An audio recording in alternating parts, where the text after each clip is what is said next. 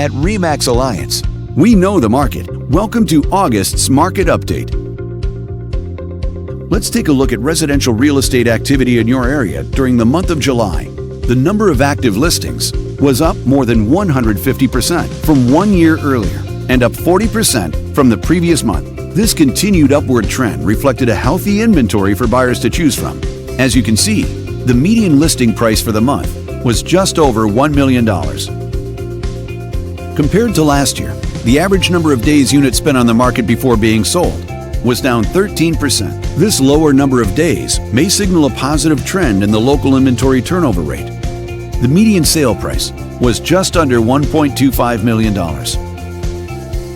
The number of units sold decreased 80% year over year and decreased 71% month over month. Fewer sales could indicate an opportunity for buyers to negotiate better terms. This video is brought to you in cooperation with our partner. Thanks for watching. We hope you found this video helpful as you gather more information to make smart, informed real estate decisions.